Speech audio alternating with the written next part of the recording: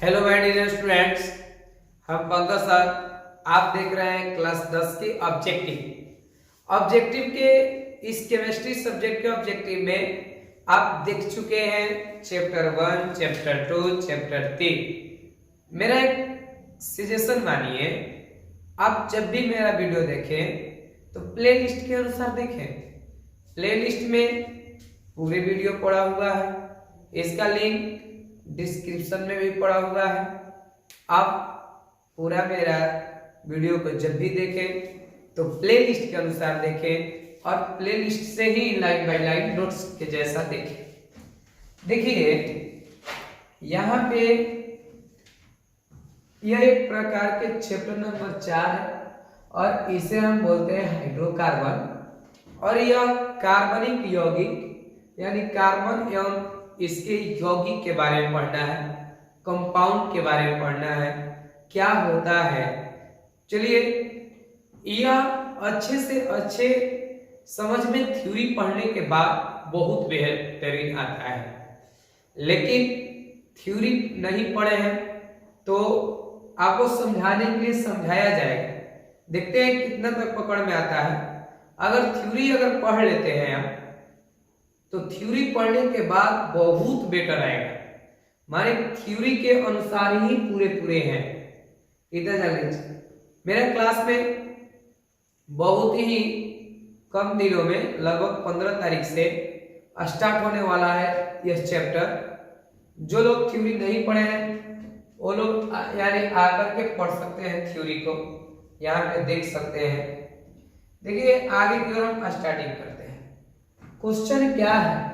Question बोलता है कि कार्बनिक यानी यहाँ पे कार्बन की प्रतिरोधकता की कोटि होती है। देखिए कार्बन की प्रतिरोधकता की कोटि पूछता है तो कोटि क्या होती है। तो आप लोग के इस प्रश्न के अनुसार कोटि आपको होगा 10 के पावर -4, 10 के पावर -4।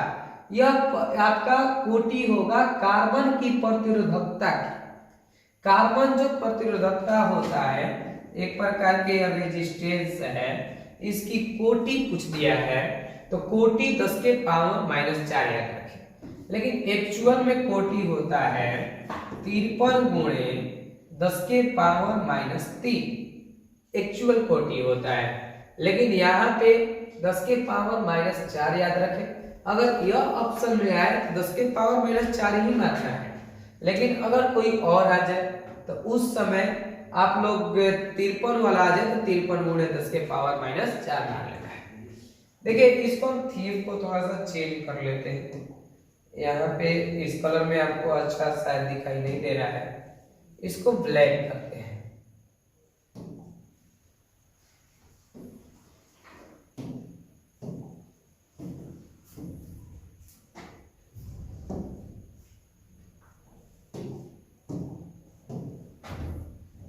चलिए अब अच्छा दिखाई देगा, ध्यान समझिए।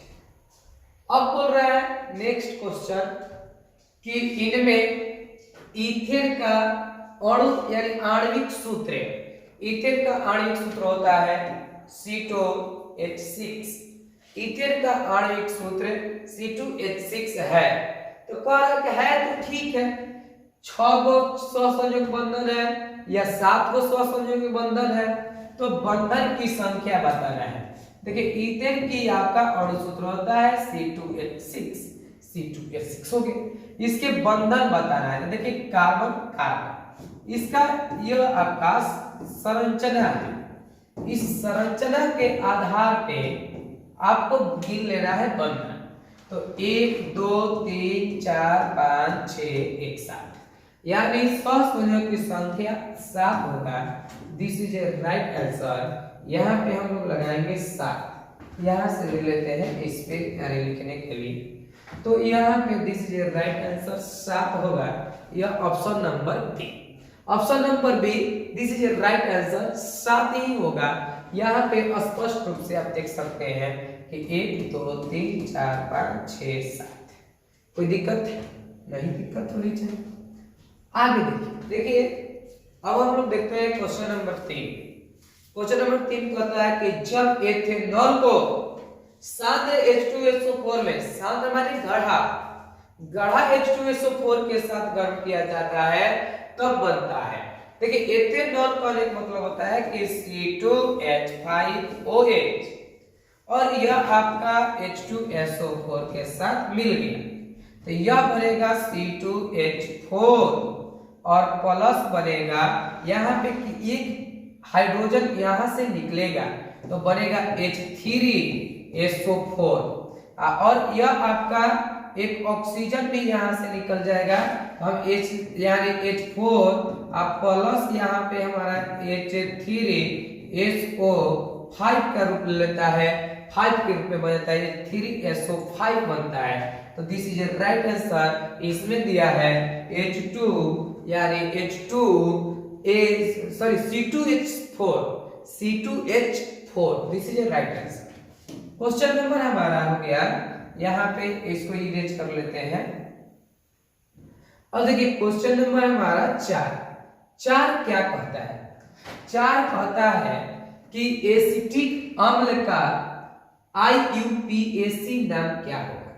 देखिए जब भी एसिटिक की बात करें तो एसिटिक की कहने का मतलब कि एथेन मेथिन यानी 2 नंबर कहता है तो this is right answer ethanoic अम्ल यानी एसिटिक अम्ल माने 2 नंबर पे आ रहा है एसिटिक और एसिटिक अम्ल माने 2 को कार्बन, एसिटिक के मतलब होता है 2 कार्बन और 2 कार्बन के मतलब एथेनोइक।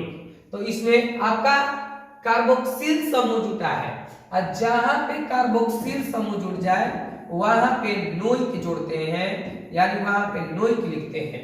तो this is right answer ethanoic अम्ल। क्वेश्चन नंबर 5 देखिए।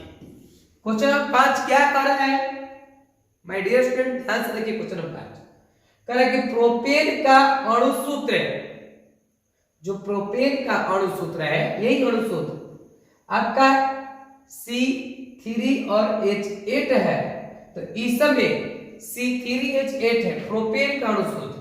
तो प्रोपेन 1 2 3 यहां लिखते हैं C3H8 1H 2H 3H 4H 5H 6H 7H 8H। यहाँ पे 8 को H हुआ लेकिन कह रहा है कि इसमें कितने सहसंयोजक बंद है तो गिनेंगे 1 2 3 4 5 6 7 8 1 9 1 10। दिस इज राइट आंसर 10 सहसंयोजक आबंध है यानी 10 सहसंयोजक आबंध है। दिस इज राइट आंसर 10 सहसंयोजक यानी आप लोग को याद रखना नहीं है, वीडियो देखिए एक बार में क्लियर होगा। क्वेश्चन नंबर 6 को देखिए कह रहा है कि इक्वा रेजिया जिसे हम रॉयल जल बोलते हैं किस अनुपात में सांद्र हाइड्रोक्लोरिक अम्ल एवं सांद्र नाइट्रिक अम्ल का ताजा मिश्रण होता है? ताजा मिश्रण का अनुपात क्या होता है? देखिए जो इक्वा रेजिया होता है इसे हम लोग यानी अम्ल राज के नाम से भी जानते हैं, यह अम्ल राज कहलाता है।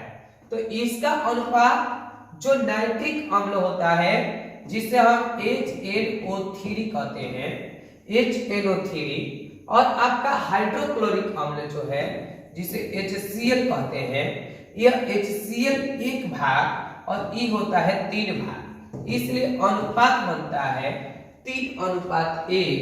This is a right answer 3:1 भाग में यह रहता है। अगला क्वेश्चन देखिए, अगला कहता है कि क्लोरोमीथेन, जिस मीथेन में क्लोरीन लग जाए उसे क्लोरोमीथेन कहेंगे। देखिए मीथेन का सूत्र होता है C3H4, यह मेथेन कहलाता है।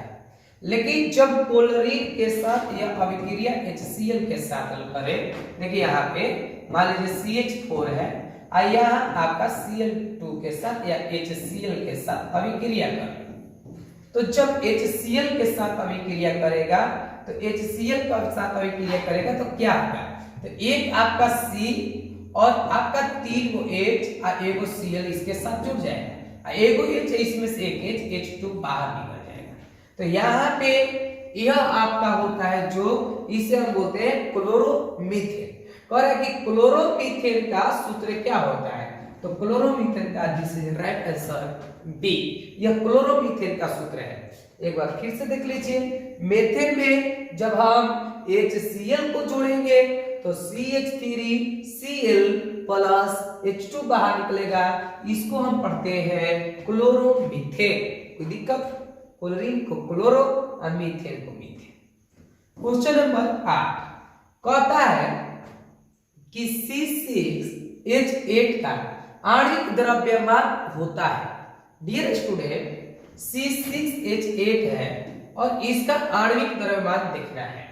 तो आणविक द्रव्यमान मतलब कि आपका अणु भार C6 और H6, इसका आणविक द्रव्यमान माने अणु भार। अणु भार जब देखना है तो हम सिंपली कार्बन का भार कितना होता है, कार्बन का 12 होता है और 6 वो है इसलिए 6 से, अब प्लस हाइड्रोजन का कितना होता है, हाइड्रोजन का 1 होता है और गुणे 6 वो है इसलिए 6 से। तो जैसे मान लिया जाए कार्बन के 6 तो 12 छक्के 72 और प्लस 1 छक्के 6 तो 6 72 6 आपका 78, यानी देखिए 78 ऑप्शन है, तो this is right answer C. कोई दिक्कत? थोड़ा सा भी दिक्कत नहीं होगा अगर आप मजे से अच्छे से वीडियो को देखते हैं। अगला क्वेश्चन क्या बोलता है, अगला क्वेश्चन बोलता है कि सरलतम हाइड्रोकार्बन है। सरलतम हाइड्रोकार्बन को हम बोलते हैं CH4, यह सरलतम हाइड्रोकार्बन कहलाता है। This is right answer methane, इसका नाम है मेथेन। कोई दिक्कत? कह रहा है कि फुलेरीन क्या है, फुलेरीन एक कार्बन का अपरूप है। फुलेरीन क्या है, तो कार्बन का एक अपरूप है, इसका अपरूप है कार्बन का फास्फोरस, कार्बन का एक प्रकार के अपरूप है। कोई दिक्कत है? क्वेश्चन नंबर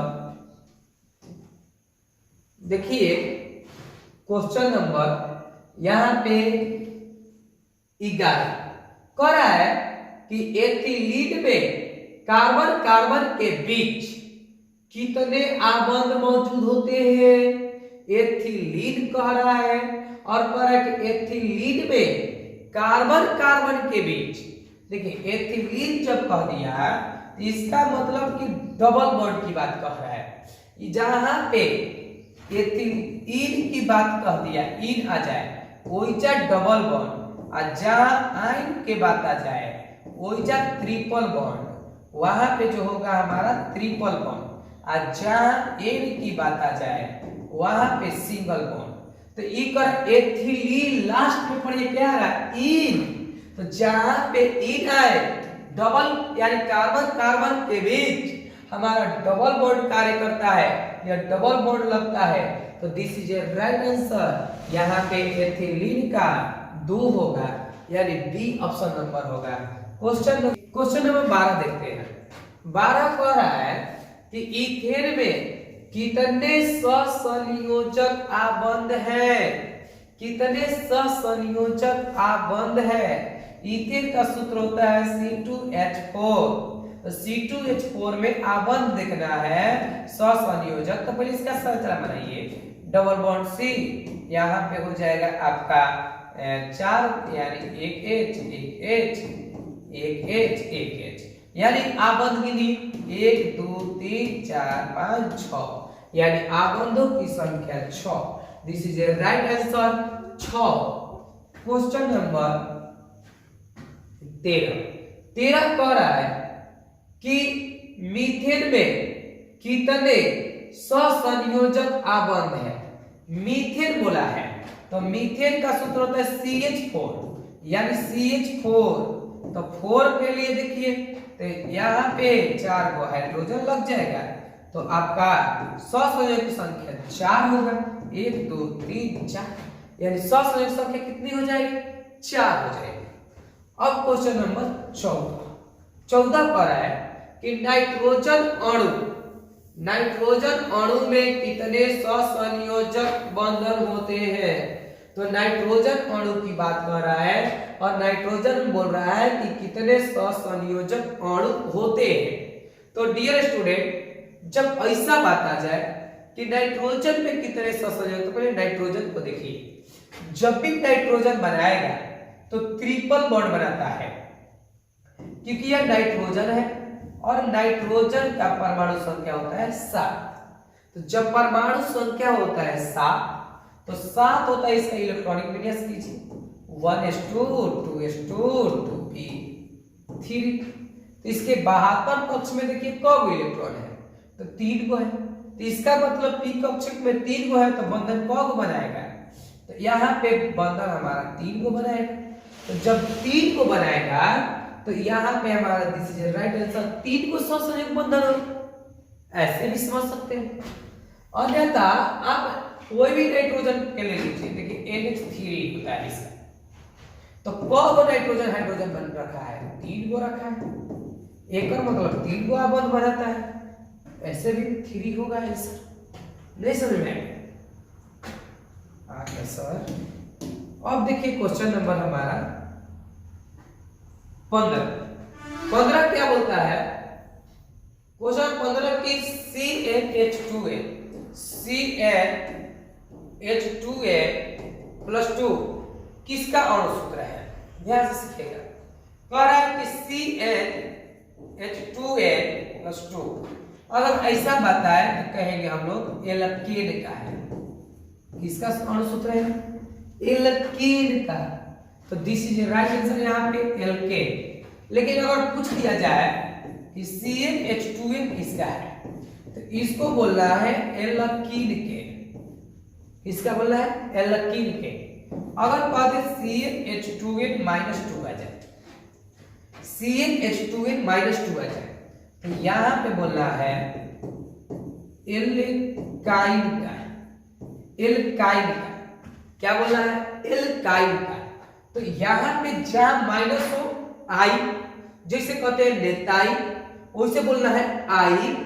तो जहां आपका माइनस में आ जाए वहां पे आई, जहां पे माइनस प्लस ना लगे कौन तो कि ना लगे वहां पे एल्केन, और जहां प्लस में 2 आ जाए सॉरी एल्कीन, और जहां प्लस में आ जाए वहां पे एल्कीन होगा।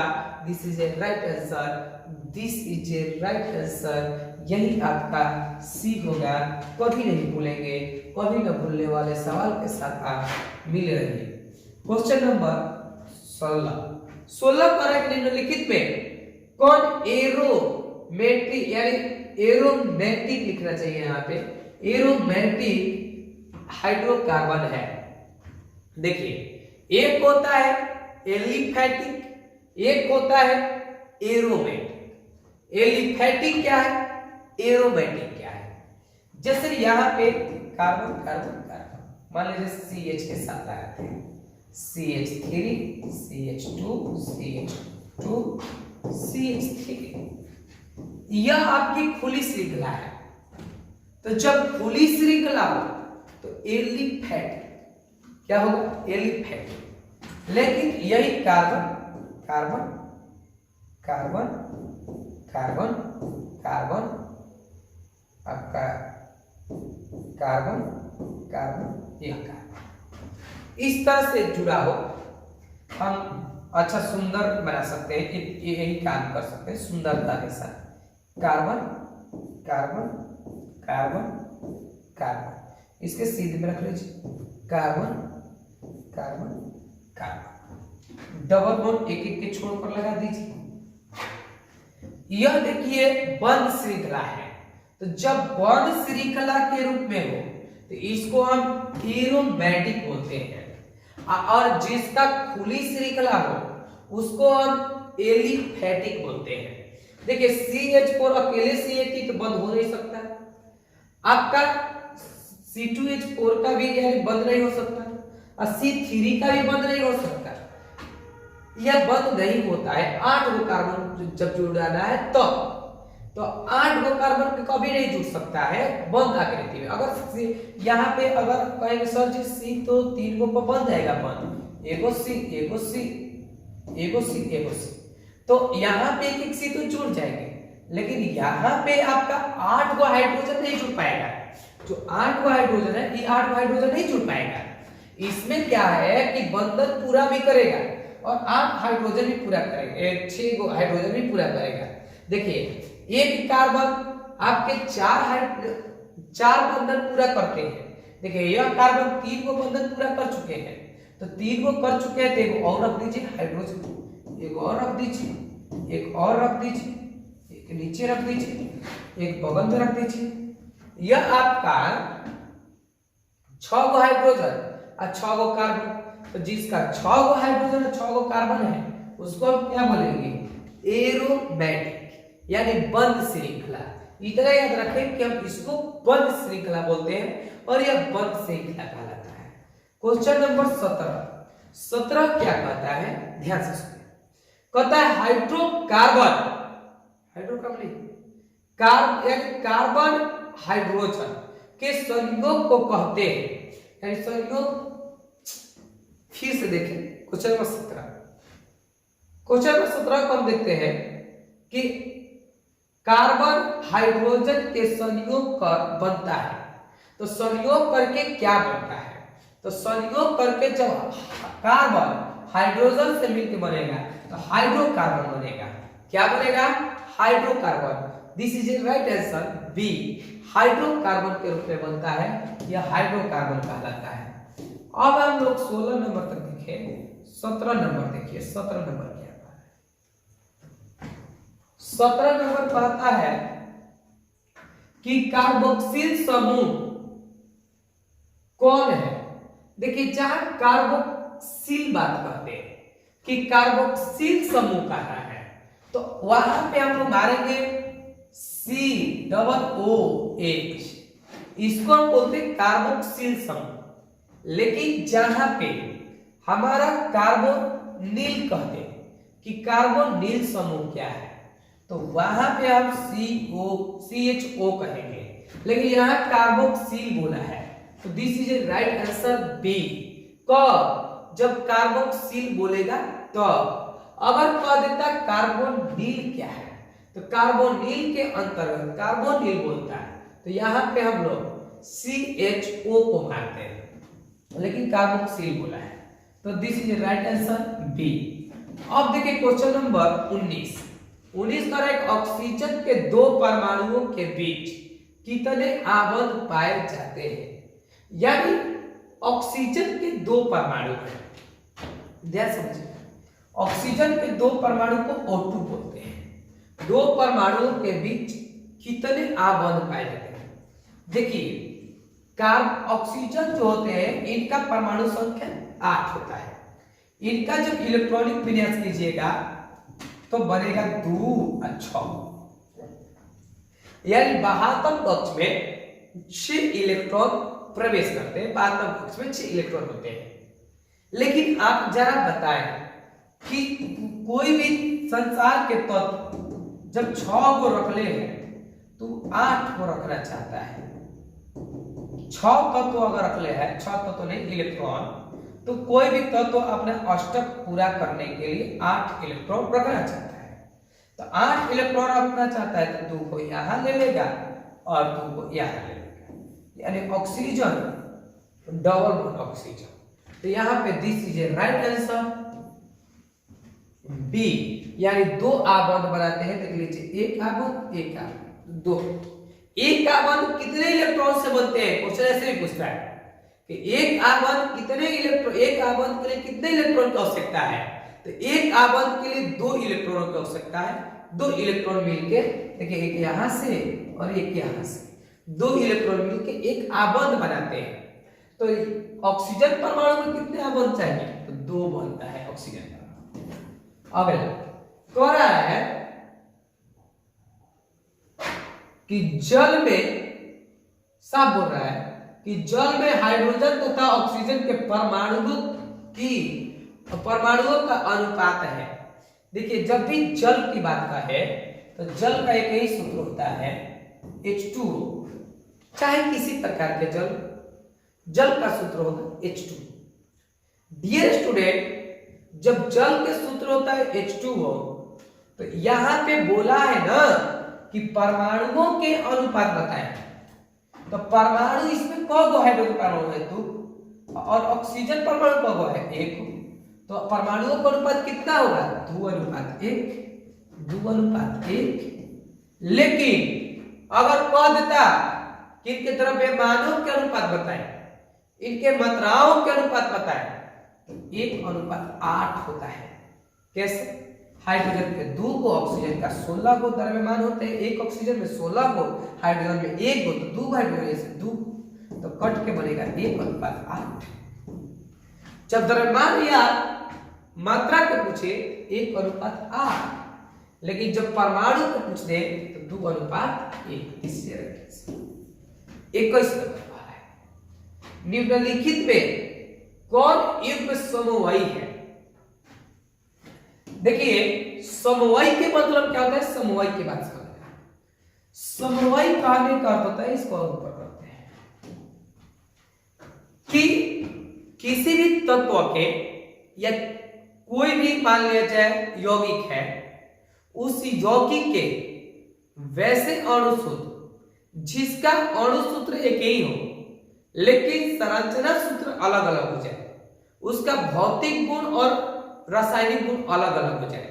आपका क्रियाशील समूह बदल जाने से रासायनिक गुण और भौतिक गुण बदल जाते हैं, तो ऐसे यौगिक को हम बोलते हैं समवायी। और इस घटना को समवयता, इस घटना को समवयता।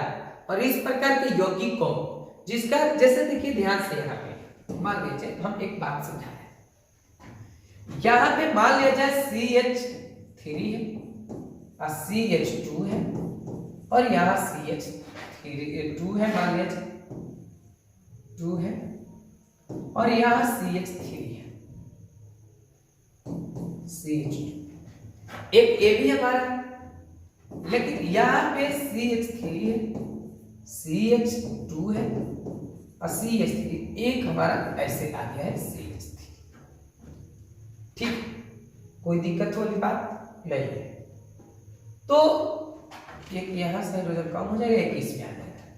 देखिए, इसका भी कार्बन गिरी है, 1 कार्बन, 2 कार्बन, 3 कार्बन, 4, यानी C4 हाइड्रोजन गिरी है। तो 3 और 3 6 और 6 2 8, 8 2 10। इसका भी गिरी, इसका भी गिरिएगा तो इसका भी होगा आपका 1 2 3 4, यानी हमारा कार्बन की संख्या हो गया 4, और इसका कार्बन की संख्या नीचे लिखते हैं 4। हाइड्रोजन में 3 3 6 3 9 1 10, तो कार्बन 4 नीचे 10। देखिए, अणु सूत्र दोनों का बराबर है, लेकिन इनके संरचना अलग है। इसको हम लोग बोलते हैं यानी नियोब्यूटेन। इसको हम लोग क्या बोलेंगे? नियोब्यूटेन। लेकिन जब नीचे एक शाखा आ गया, इसको बोलेंगे हम लोग आइसोब्यूटेन। आइसोब्यूटेन। तो नियोब्यूटेन और आइसोब्यूटेन इस प्रकार से हमारा होता है।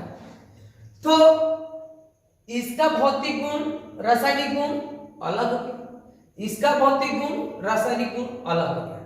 इसका एक और नाम लिख सकते हैं, केवल ब्यूटेन लिख सकते हैं इसका नाम, केवल ब्यूटेन। लेकिन इसका नाम गिनती हम उधर से शुरू करते हैं जिधर से डबल बॉन्ड पहले मिले। तो 1 2 3, इधर से भी 2 पर या इधर से भी, तो इसका नाम होगा 2 पर आ रहा है शाखा ई वाला, इसलिए बोलेंगे 2। और हमारा ब्यूटेन है तो बोलेंगे यानी 2, और यह हमारा मेथिल कहलाएगा, तो बोलेंगे 2 मेथिल। ये 3 को कार्बन बच गया, इसलिए प्रोपेन, यानी 2 मेथिल प्रोपेन। इसका नाम अलग, इसका नाम अलग। यही बात हम बताना चाहते हैं कि जिनका भी अणु सूत्र एक ही है, लेकिन संरचना सूत्र अलग अलग हो जाए तो उसको हम बोलेंगे समूह या समूह। देखिए इसी बात को इसमें जांच करना है। अगर कार्बन यहाँ पे 2 गो है, इसका भी कार्बन 2 गो होना चाहिए था, कम बेसी नहीं, तब तो ये समूह है ही नहीं। इसमें 5 गो कार्बन है तो यहाँ भी 5 गो रहना चाहिए, इसका मतलब ये भी समूह नहीं है। अब देखिए यहाँ 2 गो कार्बन है तो यहाँ भी 1 कार्बन 2 कार्बन, 2 कार्बन तो है, 1 तो मिल गया। अब हाइड्रोजन ले सब मिलना चाहिए तो 5 गो 6 गो हाइड्रोजन है तो यहाँ 3 और 3 6 गो हाइड्रोजन उधर भी है। देखिए यहाँ पे हम लिख के समझाते हैं C2H5OH और हमारे पास है CH3OCH। देखिए ध्यान से यह कार्बन 2 गो है, इधर भी एक 2 गो कार्बन हो गया आपका, इधर हाइड्रोजन भी आपका 5 गो है और ये 6 गो है, इधर हाइड्रोजन भी 3 6 गो हो गया, 3 + 3 = 6। ऑक्सीजन इधर भी 1 है, यानी ये आपका कार्बन है, यह हाइड्रोजन है और ये ऑक्सीजन है। ऑक्सीजन भी आपका 1 है, इधर भी ऑक्सीजन 1 है। ठीक है, सब देख लीजिए मैच करके।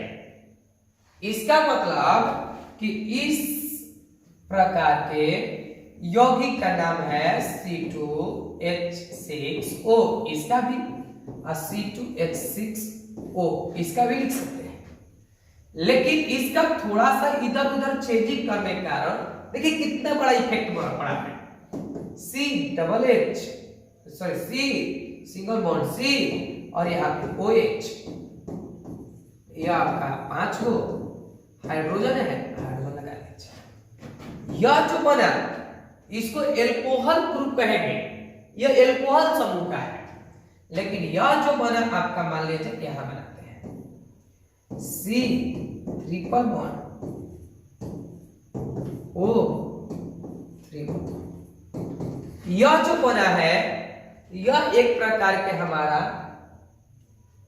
कीटोन समूह है, यह कीटोन के साथ जुड़ा हुआ है तो ये अलग क्रियाशील समूह होगा, ये अलग क्रियाशील समूह है।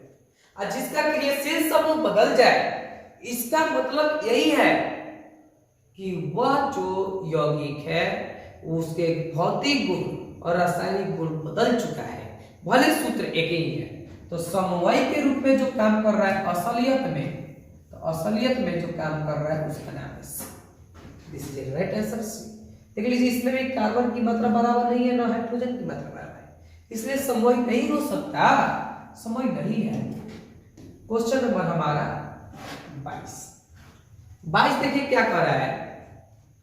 22 बोल रहा है कि इथाइल एल्कोहल किस प्रकार के श्वसन में यानी बताता है। इथाइल एल्कोहल किस प्रकार के श्वसन में यानी बनता है। तो देखिए इथाइल एल्कोहल की बात हो रही है, इसका मतलब ऑक्सीजन नहीं है, तो ऑक्सीजन रहता तो हवा रहता तो उसको कहते हैं वायवीय श्वसन, लेकिन ऑक्सीजन नहीं, तो जब ऑक्सीजन नहीं है तो यहां पे बोलेंगे अवायवीय श्वसन। दिस इज राइट आंसर, अवायवीय श्वसन। अगला क्वेश्चन बोल रहा है कि HCHO में IUPAC नाम आता है। डियर स्टूडेंट ध्यान से सीखिए, यह कौन सा ग्रुप है। तो यह आपका हमारा, इसको हम लोग बोलते हैं एल्डिहाइड। एल्डिहाइड और जहां एल्डिहाइड की बात आ जाए वहां पे नॉल जोड़ा जाता है।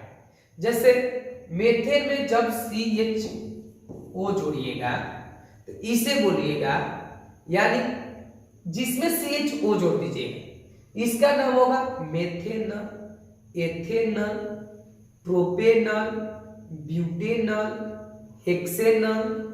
उसी तरह से यहां नॉल होना चाहिए, केवल यह नॉल लिख दिया है, तो दिस इज राइट आंसर मेथेनल।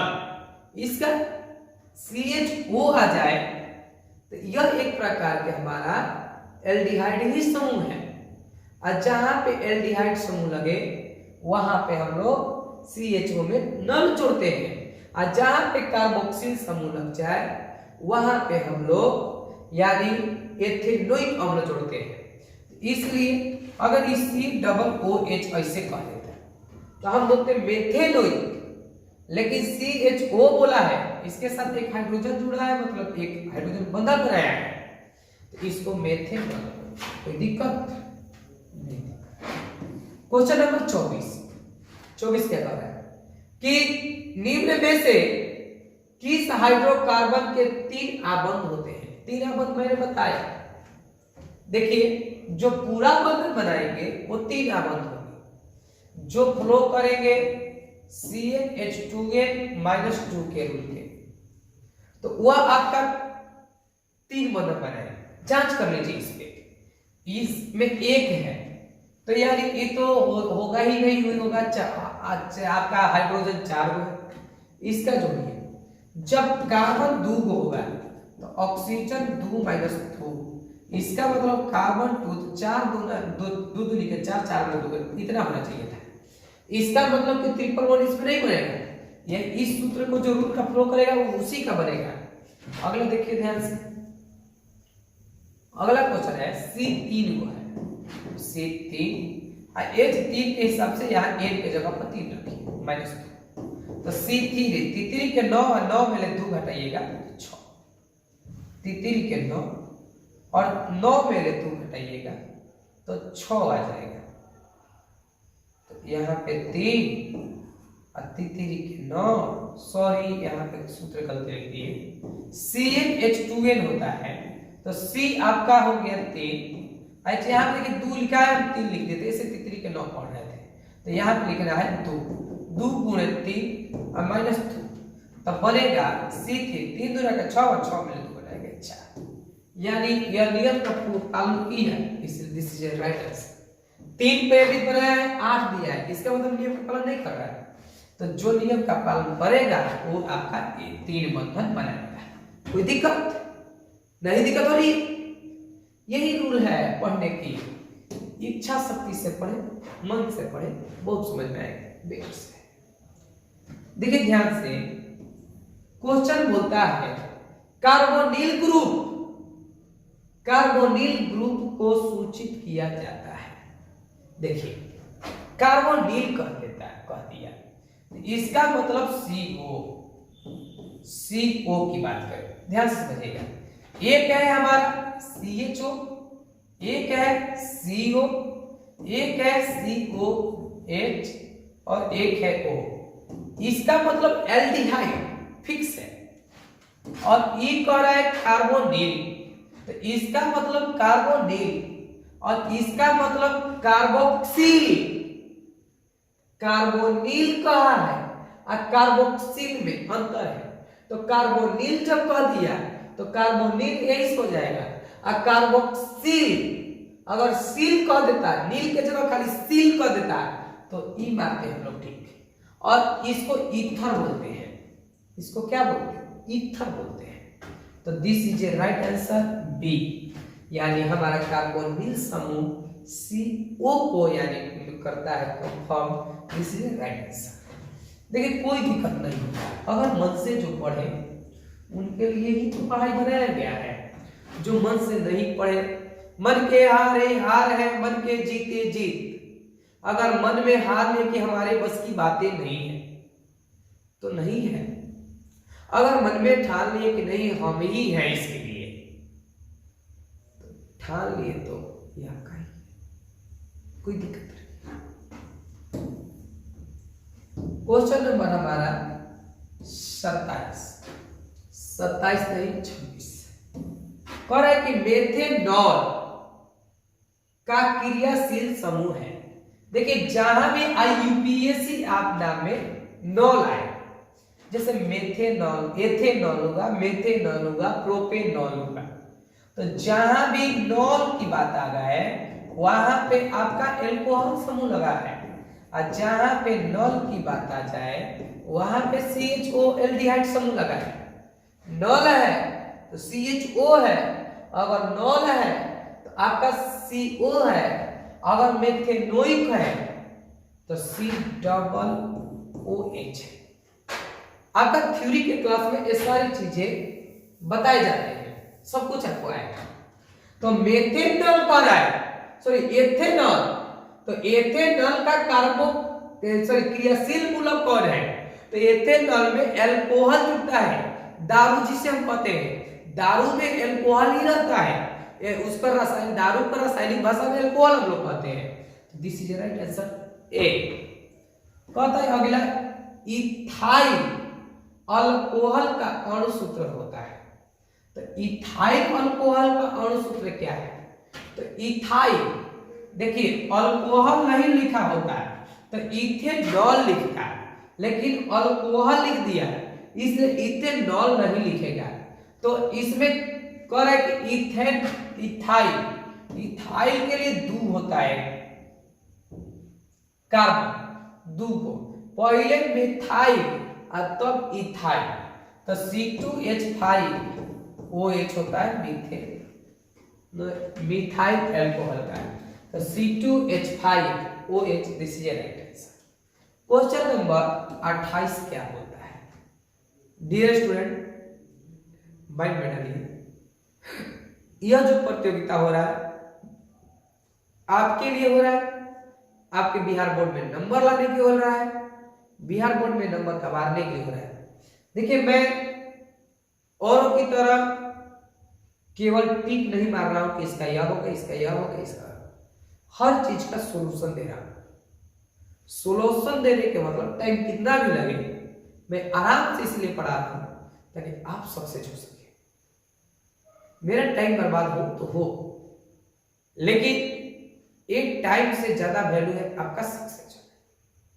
तो आप इस पे प्रबल रहेंगे तभी इस टाइम की वैल्यू समझ में आएगी, अगर नहीं रहेंगे तो कोई बात नहीं, फिर 1-2 साल के बाद आप लोग भी रोड पे झाल बजाएंगे, और क्या बजाइए झाल, नहीं पढ़िएगा तो।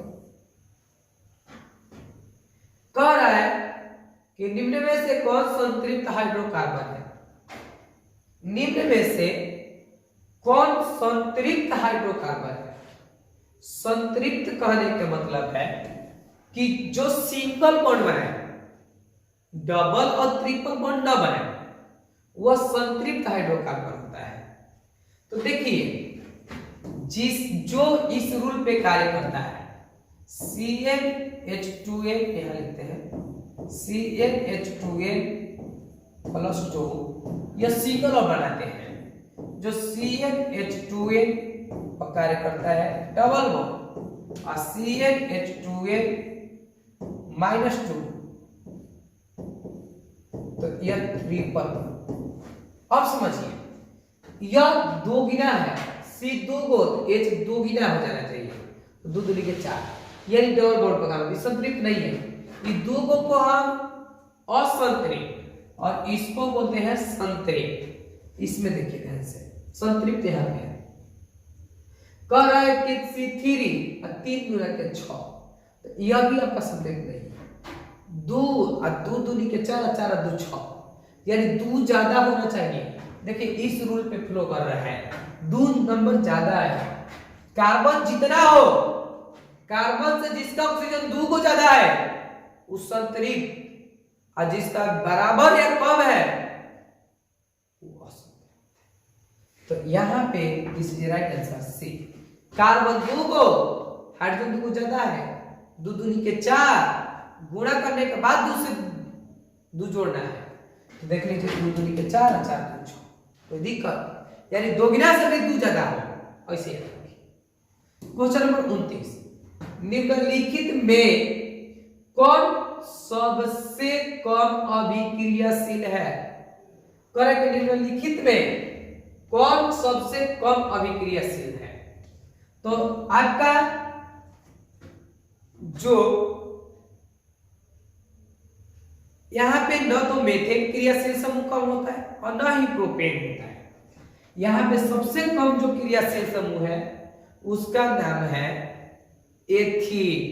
इसे हम एथीन के नाम से जानते हैं। एथीन जो है सबसे कम क्रियाशील समूह है। अगला कह रहा है कि COOH अभिक्रियाशील मूलक को क्या कहते हैं। मैंने अभी बताया कार्बोक्सिल अम्ल कहते हैं। पीछे वीडियो में जगह देखिए, हमने बताया है कि जहां भी COOH की बात आए वहां कार्बोक्सिल अम्ल आएगा। तो कार्बोक्सिल अम्ल आने का मतलब होगा कि यह कार्बोक्सिल अम्ल आने का मतलब होगा कि यह कार्बोक्सिल अम्ल है।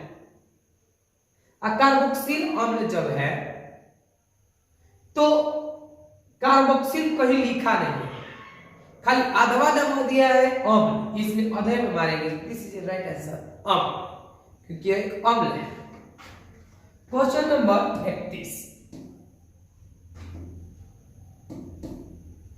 31 क्या बोलता है? 31 बोलता है कि CHO क्रियाशील मूलक को क्या कहते हैं?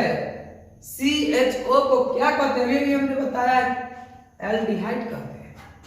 क्या कहते हैं? एल्डिहाइड कहते हैं भाई। C2H5OH में कौन सा क्रियाशील हमने बताया जिसमें OH लग जाए उसको हम एल्कोहल कहते हैं। जहां पे OH की बात आए वहां एल्कोहल लगा है। तो this is right answer A. 33 number कहते हैं अभिक्रियाशील मूलक वाले यौगिक यानी कहलाते हैं। जो अभिक्रियाशील वाले मतलब जिसमें डबल बॉन्ड लगा हो उसको क्या कहते हैं? मैंने बताया है कि जब हमारा सिंगल बॉन्ड लगा हो यानी कार्बन कार्बन के बीच सिंगल बॉन्ड, तो इसको एल्केन कहेंगे, लेकिन जब डबल बॉन्ड लगल हो तो उसे हम एल्कीन कहेंगे। लेकिन जब ट्रिपल बॉन्ड लगल हो तो इसको हम लोग एल्काइल कहेंगे, एल्काइल कहते हैं। तो this is right answer. Double bond है तो जब डबल बॉन्ड है एल्कीन, दिस इज आंसर। कोई दिक्कत?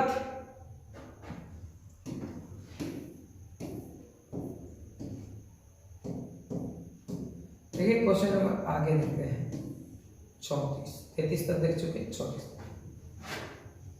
34 नंबर क्या बोलता है?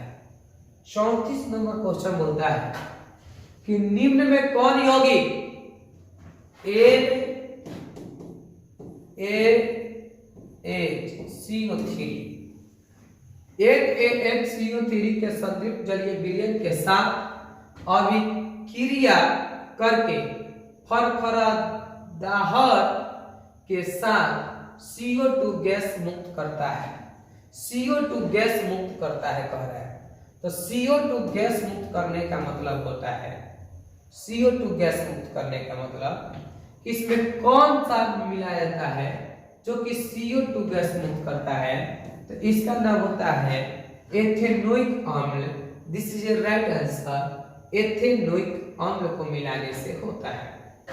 अगला क्वेश्चन देखिए हमारा 35 कहता है कि खाना बनाते समय यदि बर्तन की तली बाहर से काली हो रही है तो वह क्या हो रहा है? यानी इसका अर्थ क्या है?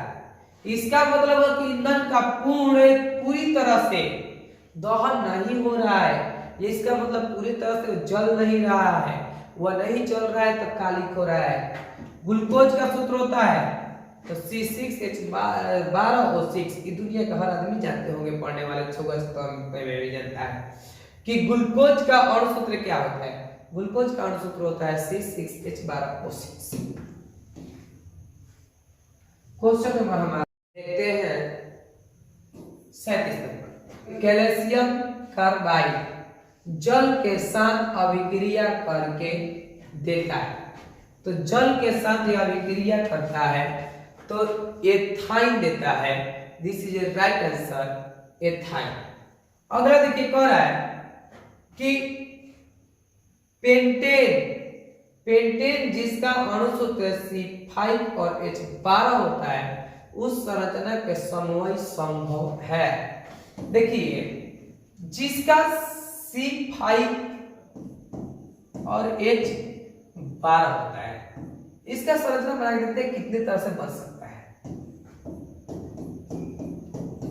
1 2 3 4 5, इस पे भी हाइड्रोजन, इस पे भी hydrogen, hydrogen, hydrogen, hydrogen, hydrogen, hydrogen और गिन लीजिए यह आपका होगा 12 को 1 2 3 4 5 6 7 8 9 10 11 12। और इसका और कैसे बना सकते हैं ध्यान से देखिएगा। सी सी सी सी, एक सी को नीचे ला दीजिए तो यहां पे बनेगा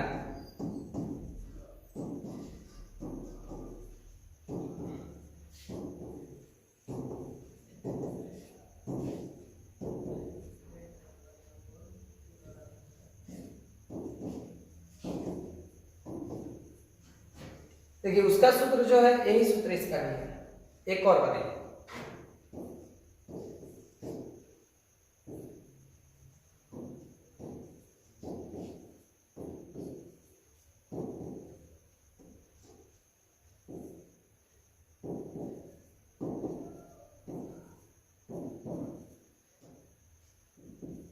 यहाँ पे H H H H, देखिए 4 होगा, एक यहाँ पे C को जोड़ेंगे। ध्यान से देखिएगा यह एक अलग नाम वाला होगा, अलग समूह, और यह आपका एक अलग होगा और यह अलग होगा। इसका नाम नॉर्मल पेंटेन, सीधे पेंटेन, इसका नाम आइसोपेंटेन, इसका नाम नियोपेंटेन, नियोपेंटेन। अब इससे ज्यादा नहीं समूह हो सकता है। और सोचिए कि इसको ऊपर डाल दे, ऊपर से गिनती हो जाएगा 3 को गिनती, उधर से जिधर से श्रृंखला पाले मिले वो सब अलग की बात है। तो यहाँ पे ध्यान रखिए क्वेश्चन नंबर हमारा 3 तरह के मिल रहे हैं, यानी पेंटेन का समूहता होगा 3। पेंटेन की समूहता कब 3 गो, this is a right answer. अगला क्वेश्चन देखिए, क्वेश्चन बोलता है कि पेंटेन जिसका अणु सूत्र ये तो हो गया, निम्नलिखित में कौन सा एरोमेटिक यौगिक है। देखिए एरोमेटिक बोला है तो एरोमेटिक माने बंद श्रृंखला और एलिफेटिक माने खुली श्रृंखला। तो एरोमेटिक माने बेंजीन, बेंजीन का बंद श्रृंखला होता है। इस तरीका से हम लोग कार्बन के रूप में अगर दिखाए, बिना कार्बन के रूप में श्रृंखला के रूप में, इस तरीके से आपका होता है। तो यह बंद यौगिक है तो बेंजीन हो गया। अगला कह रहा है कि बेंजीन का सूत्र क्या होता है। तो अणु सूत्र क्या होता है, एक कार्बन एक कार्बन एक कार्बन एक कार्बन एक कार्बन, हाइड्रोजन के साथ मिला दीजिए, यह आपका बेंजीन का सूत्र हो गया है। तो सूत्र कैसे बनेगा, आपका 3 6 गो C है, H भी 6 गो है, C6H6, this is right answer. 40 का C6H6।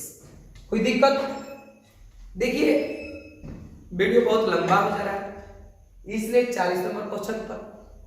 अगला वीडियो में 41 नंबर से हम जानेंगे पार्ट 4 का बहुत इंपॉर्टेंट चैप्टर है केमिस्ट्री के लिए, लाइफ चेंजिंग है, गेम चेंजर है। आइए एक बार वीडियो को देखिए, शेयर कीजिए। अगर कहीं मौसा मौसी कहीं कोई 10 क्लास का एग्जाम देने वाला है तो उसके पास इसको शेयर कीजिए और दिखाइए, एक बार में देखिए और ऑब्जेक्टिव क्लियर खत्म। तो आज के लिए इतना ही, हम फिर मिलते हैं अगले शो में। दिल की गहराई से आप सबको हृदय पूर्वक धन्यवाद। आज के लिए इतना ही, जय हिंद।